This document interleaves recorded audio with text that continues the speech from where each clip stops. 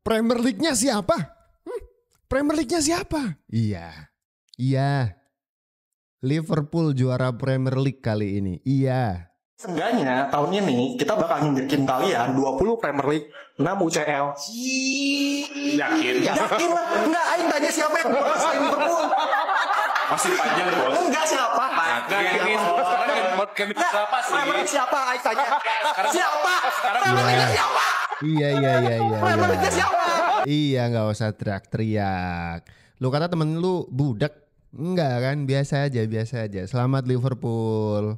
Bakal meraih Premier League juara musim ini sebentar lagi.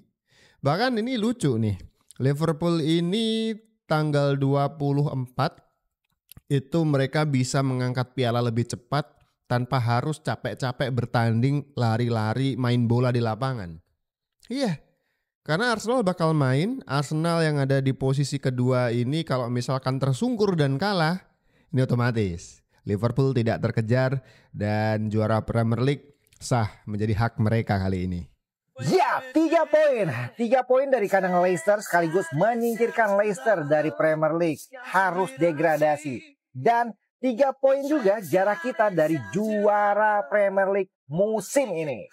Nih, dengan jarak 13 poin dengan Arsenal, kita hanya butuh sekali lagi kemenangan untuk menjuarai Premier League.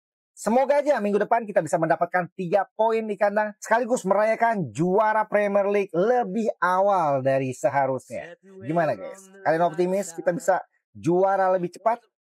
Pertanyaan itu sebenarnya saya mau tanyakan ke fans Arsenal ya. Kira-kira ini tim kalian bisa menang gak sih? Masa jadi runner up terus dari kemarin?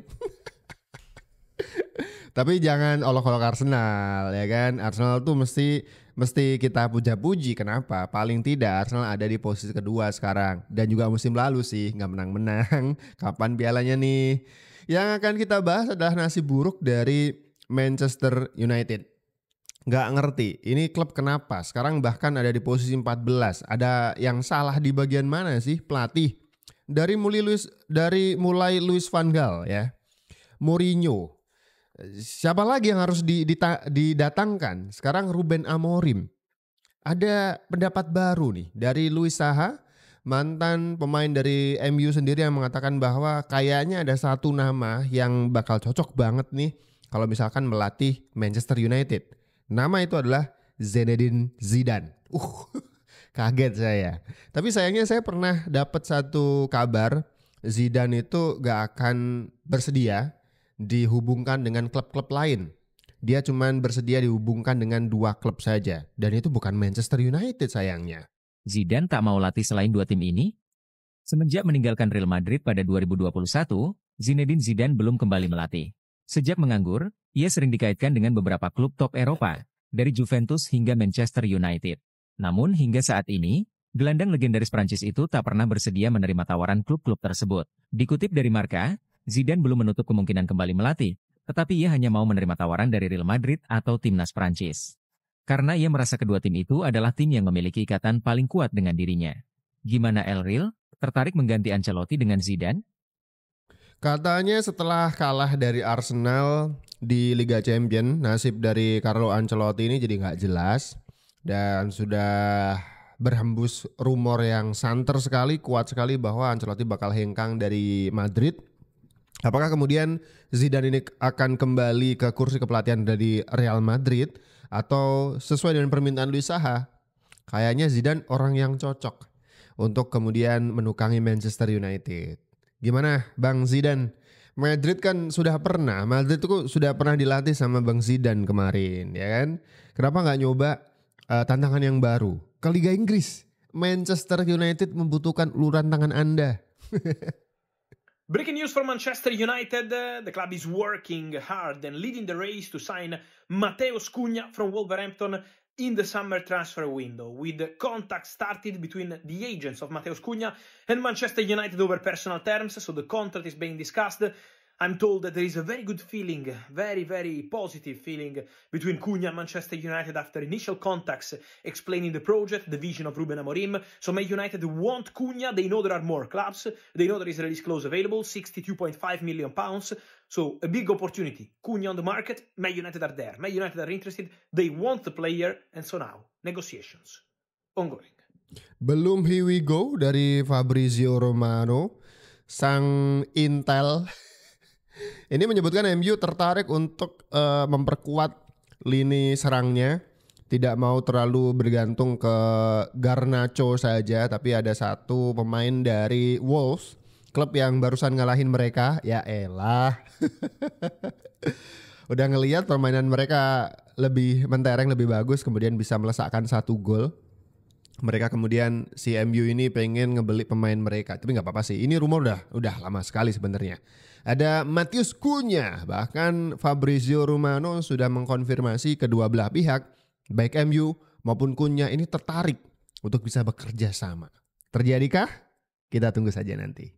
MU lagi cari solusi, bukan sekedar nama besar, tapi pemain yang bisa bikin perbedaan. Matheus Cunha, 25 tahun, 14 gol, 4 assist musim ini. Bukan hanya angka, tapi kontribusi nyata di lapangan. Ruben Amorim emang butuh kreator, bukan sekedar penyerang. Cunha bisa isi peran nomor 10, menghidupkan serangan dari tengah. MU siap aktifkan klausul 62,5 juta pounds, tapi harus jual dulu. Rashford, Sancho, Anthony mungkin dilepas demi datangkan yang benar-benar dibutuhkan. Cunha juga ingin pindah, meski baru perpanjang kontrak, hubungan dengan fans sempat memanas. Sinyal kuat ingin tantangan baru. MU butuh perubahan, dan Cunha bisa jadi kunci. Bukan hanya transfer, tapi langkah menuju era baru. Menariknya Matheus Cunha ini kalau tidak salah saya baca informasinya dia bisa main di beberapa posisi ya. Jadi striker bisa, second striker bisa, sayap kanan, sayap kiri bisa. Waduh, komplit nih. Jadi beli satu pemain dapat berapa role tadi? 4 atau 5 role. Ngirit itu buat MU. Tapi sayangnya satu, dia agak temperamen ya. Dia ada friksi, ada clash dengan supporter. Ada juga friksi dengan pemain tim lain. Ini mirip mengingatkan kita dengan Eric Cantona. Pemain cerdas, skillful, tapi temperamen. Breaking news, Matheus Cunha ke Manchester United. Hampir jalan. Kan abang dah cakap bila core club yang paling padu di dunia, tak kisahlah duduk tempat gayat ke atau tempat ke-14. Semua pemain padu nak masuk. Apa benda ni weh? Menurut abang no, Manchester United kini berada di hadapan untuk mendapat khidmat antara pemain yang paling dikehendaki dalam EPL. Syarat peribadi sedang dibincangkan dan nampak positif antara Manchester United dengan Cunha. Sebenarnya kita sudah dikaitkan dengan Cunha sejak musim lepas dan abang ingat lagi ada satu video yang menyular di mana Cunha ditanya oleh member sama ada dia akan join Manchester United. Dari raut wajah Cunha dengan senyumannya, guys, dia dah kena racun weh. Tunggu masa dia pakai baju merah. Pendapat abang pemain ini sangat sesuai untuk Manchester United. Lebih-lebih lagi dalam sistem Ruben Amorim. Premier League proven, ball carrier, aggressive, physical, press resistance, pandai ambil set piece, football IQ tinggi, playmaker, clinical depan gol dan paling penting sekali, perangai dia poyo sikit macam abang. Memang dilahirkan untuk masuk Manchester United. Masalahnya cuma satu. Kita kena cari 62 juta untuk release clause Matheus Cunha. Abang nak tanya, kalau kita boleh dapat wang itu daripada penjualan Garnacho, korang setuju atau tidak? Komen kat sini. Jangan Garnacho sih. Ini kan buat pelapis katanya ya kan. Buat jadikan bukan cuma pelapis tapi penyeimbang juga.